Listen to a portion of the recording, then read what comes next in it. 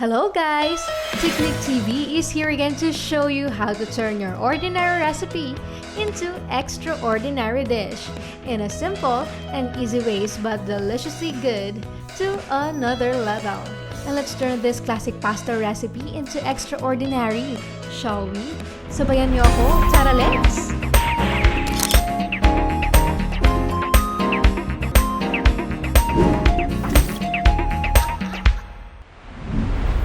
What we need are pasta or any pasta, chicken meat, cooking oil, garlic, onion, salt, black pepper, chopped fresh oregano or dried, chopped fresh parsley or dried, chopped fresh basil or dried, cheese or any kind of cheese, and rum.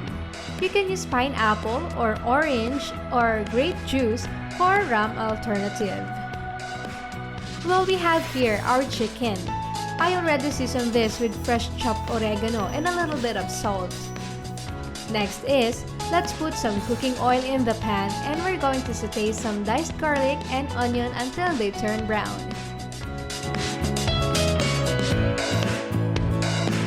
Now, we can add the chicken.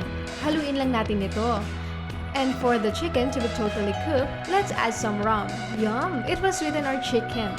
But if you don't like to use rum, you can use grapes or pineapple or orange juice also. Don't you worry, it will still be delicious.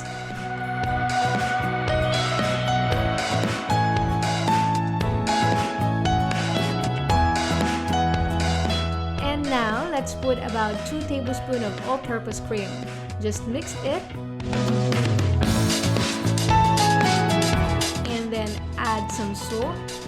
Then black pepper, then let it simmer for about 3 minutes para ma-absorb talaga ng chicken yung lasa ng cream. And let's toss in some parsley, some fresh basil, and some cheese. Pwede kayo gumamit ng kahit anong cheese na meron kayo. Then mix it a little bit. Then let's add our spaghetti pasta. You can use any pasta in this recipe. You can use shell pasta, macaroni pasta, or fusilli pasta. Whatever you want to prepare or use, it will still be perfect for this recipe. Like what I always said, you are the master of your own kitchen. Be experimental, own this recipe, and give it a twist. Walang magbabawa sa'yo. The taste is what matters always. Even a simple ingredients can be flavorful and delicious. And there, our spaghetti is already coated with all of this creamy sauce. Wow, look at that sauce, so creamy, looking delicious, and I can't wait to taste this. The last thing that we need to do is to plate it. Garnish with more cheese and some chopped parsley. Well, this is not optional, it's up to you if lagyan nyo. And now, we got to do our favorite part, the taste test. Give me some fork please, forget the plate, I'm going to dig right in. Well, bye for now guys. Lalo akong nagutom with all the talking mixed with the smell of this beauty. Wow, yummy talaga. We'll see you sa next video mga kateknik. Don't forget to try this recipe.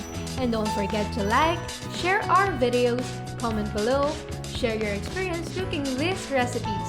Mag-subscribe at i-on ang notification bell para lagi kayong updated sa ating next recipes. Bye for now! See you soon!